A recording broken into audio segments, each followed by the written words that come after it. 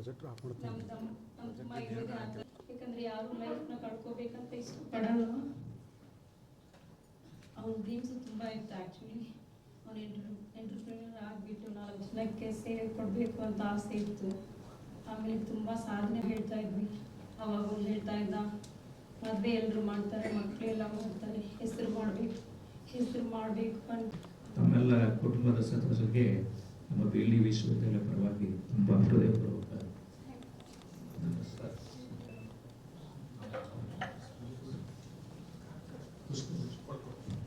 ಋಣ ತೀರಿಸುವ ಪ್ರಯತ್ನ ಮಾಡ್ತಾ ಇದ್ದೇವೆ. ಹೆಲ್ತ್ ಕಾರ್ಡ್ ಕೊಟ್ಟು ತಮ್ಮೆಲ್ಲ ಫ್ಯಾಮಿಲಿ ಮೆಂಬರ್ಸ್ ನೀವು ಮಾಡಿದ ಸ್ಯಾಕ್ರಿಫೈಸಿಗೆ ಕಂಪ್ಯಾರಿಸನ್ ಇಲ್ಲ ಸ್ವೀಕರಿಸಬೇಕಾಗಿ ನಮ್ಮೆಲ್ಲರ ವಿನಂತಿ.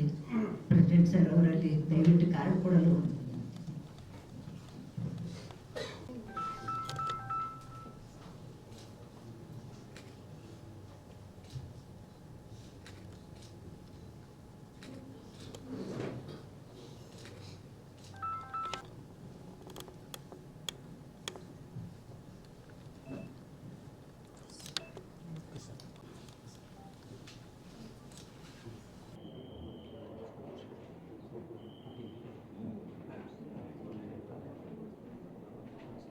ದಾನ ಮಾಡಿದಂಥ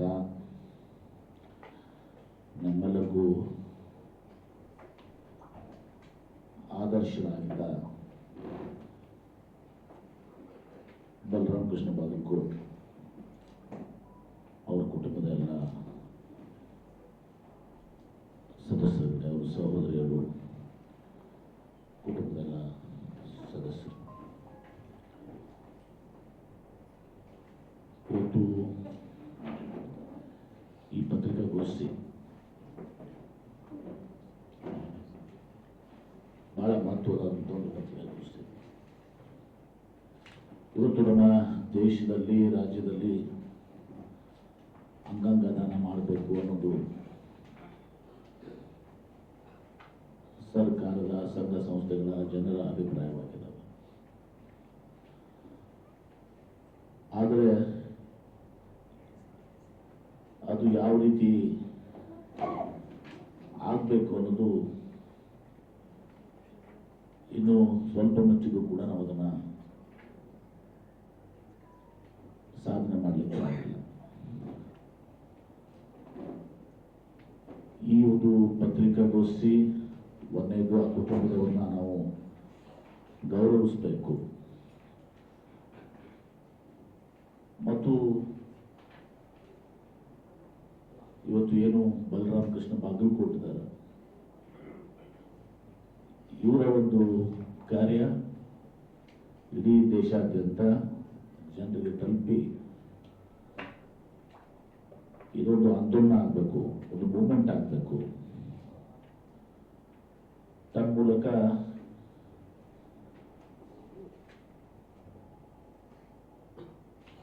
ನಮ್ಮ ಜೀವ ಹೋದ ಮೇಲೂ ಕೂಡ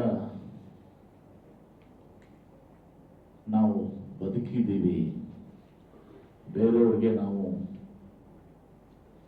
ಜೀವವನ್ನು ಕೊಟ್ಟಿದ್ದೀವಿ, ಆಸರೆಯನ್ನು ಕೊಟ್ಟಿದ್ದೀವಿ ಅನ್ನೋ ಒಂದು ಸಂದೇಶ ಇವತ್ತು ಹೋಗಬೇಕು ಅಂತ ತಿಳ್ಕೊಂಡು ನಾನು ಖುದ್ದಾಗಿ ಬಂದು ಆ ಕುಟುಂಬವನ್ನು ಗೌರವಿಸಿ ಈ ಒಂದು ಪತ್ರಿಕಾಗೋಷ್ಠಿಯನ್ನು ಮಾಡ್ತೇನೆ.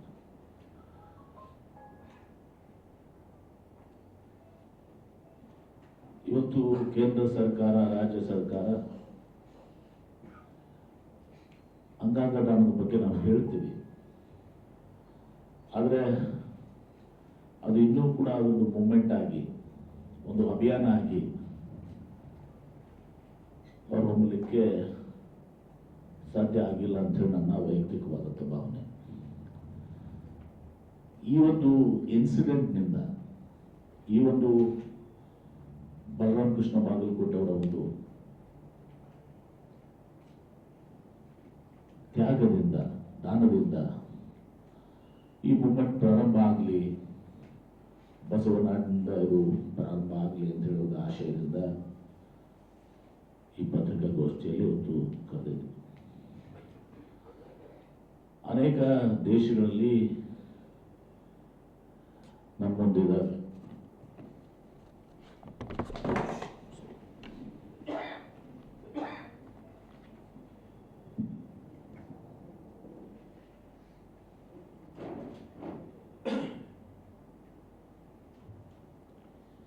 ಈಗ ಆಸ್ಟ್ರಿಯಾದಾಗ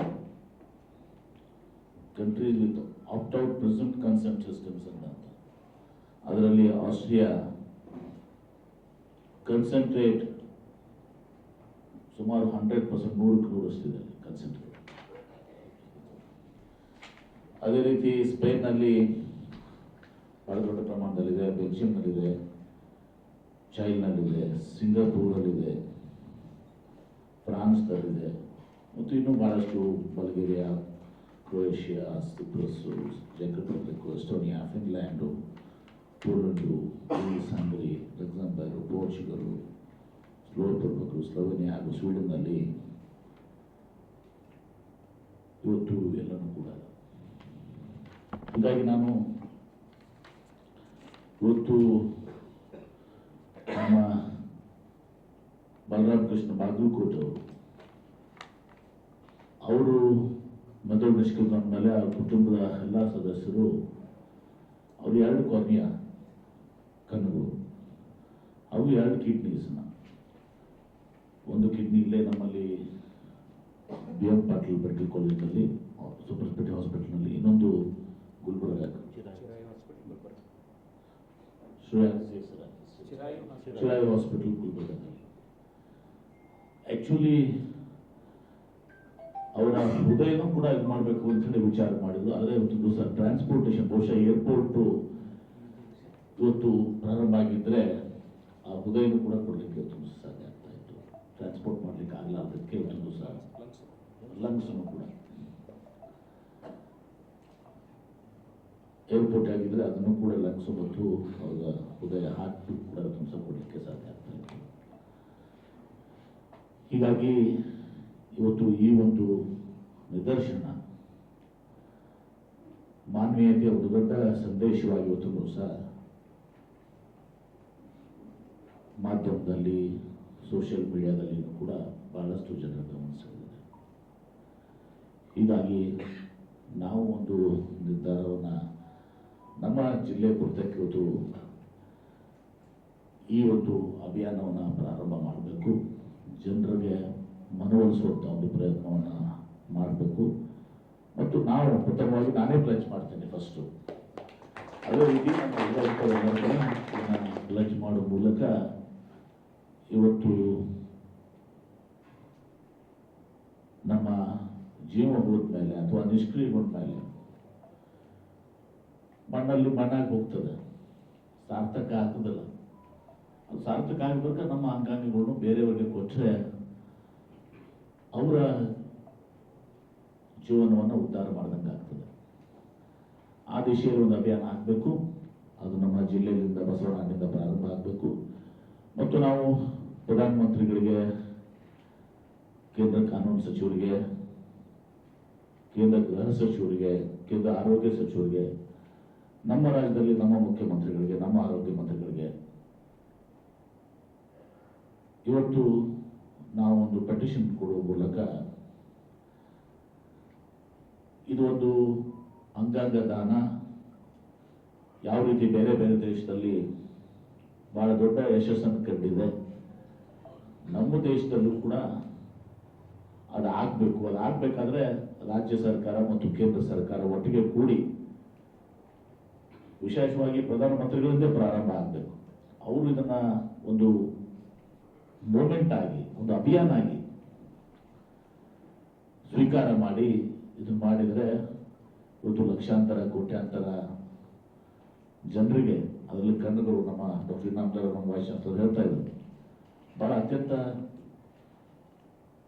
ಸರಳವಾಗಿ ಇವತ್ತು ಸಹ ಮಾಡುವಂಥ ಕಾರ್ಯ ಸರ್, ಕಣ್ಣುಗಳನ್ನು ಕೊಟ್ಬಿಟ್ರೆ ಆಯಿತು.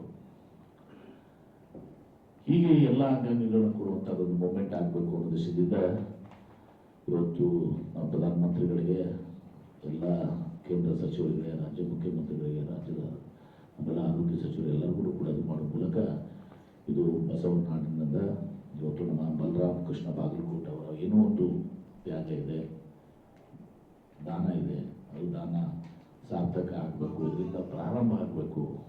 ಇವತ್ತು ಒಂದು ಸ್ಪಾರ್ಕ್ ನಮಗೆ ಸಿಕ್ಕಿದೆ, ಇವತ್ತು ಬಲರಾಮದ ಒಂದು ಸ್ಪಾರ್ಕ್ ಸಿಕ್ಕಿದೆ. ಆ ಸ್ಪಾರ್ಕ್ನಿಂದ ಒಂದು ನಾವು ದೊಡ್ಡ ಮಟ್ಟಿಗೆ ಒಯ್ಯಬೇಕು. ಅದಕ್ಕೆ ತಮ್ಮೆಲ್ಲರ ಒಂದು ಸಹಕಾರವನ್ನು ತುಂಬ ಮಾಧ್ಯಮದವರು ನಿಮ್ಮ ಪಾತ್ರ ಭಾಳ ದೊಡ್ಡದಿದೆ. ಯಾಕಂದ್ರೆ ನೀವು ಏನು ಸಂದೇಶ ಕೊಡ್ತೀರಿ, ಇವತ್ತು ಆ ಸಂದೇಶ ಮಹತ್ವದ ಇಂಥ ಕೋಟ್ಯಾಂತರ ಬಲರಾಮರು ಇವತ್ತು ನಮ್ಮ ದೇಶದಲ್ಲಿ ಹುಟ್ಟಲಿ, ಅವರಿಂದ ಮುನ್ನೋದವರಿಗೆ ಉಪಯೋಗ ಆಗಲಿ ಅನ್ನೋ ದೃಷ್ಟಿಯಿಂದ ಈ ಮಾಧ್ಯಮ ಗೋಷ್ಠಿಯನ್ನು ಕರೆದಿದ್ದೀವಿ. ಇವತ್ತು ಅವರಿಗೆ ಹೆಲ್ತ್ ಕಾರ್ಡನ್ನು ಕೊಟ್ಟಿದ್ದಾರೆ. ಇನ್ನು ನಾನು ಬೇಡಿ ಅಧ್ಯಕ್ಷನಾಗಿ ಹೇಳ್ತಿದ್ದೇನೆ. ಆ ಕುಟುಂಬದ ಓರ್ವ ಸದಸ್ಯರಿಗೆ ಯಾವುದೇ ಇವತ್ತು ಒಂದು ಏನು ಶಿಕ್ಷಣದ ವ್ಯವಸ್ಥೆ ಆಗಲಿ ಅಥವಾ ಉದ್ಯೋಗಗಳು ಅವರೆಲ್ಲರೂ ಪಾಪ ದೊಡ್ಡ ದೊಡ್ಡ ಸ್ಥಾನದಲ್ಲಿದ್ದಾರೆ. ನೋಡ್ತಾ ಇದ್ದಾರೆ ಅವ್ರ ಕುಟುಂಬದವ್ರು ಏನೇನು ಮಾಡಿ ಸಾಫ್ಟ್ವೇರ್ ಇಂಜಿನಿಯರ್ಸ್ ಎಲ್ಲನೂ ಕೂಡ ಇದ್ದಾರೆ. ಆ ಬಲರಾಮ್ ಕುಟುಂಬಕ್ಕೆ ನಮ್ಮ ಬೇಡಿ ಸಂಸ್ಥೆ ನಾಯಕರಿಗೆ ಇವತ್ತು ವಿಜಯಪುರ ಜಿಲ್ಲೆ ಜನತೆ ಪರವಾಗಿ ನಾನು ಬೇಡಿ ಸಂಸ್ಥೆಯಲ್ಲಿ ಅವ್ರಿಗೆ ಉದ್ಯೋಗ ಶಿಕ್ಷಣ ಏನು ಬೇಕೋ ಆ ಕುಟುಂಬಕ್ಕೆ ಕೊಡುವಂಥ ಕೆಲಸನೂ ಕೂಡ ನಾನು ಮಾಡ್ತಿದ್ದೆ. ನಮ್ಮ ಮಾತನ್ನು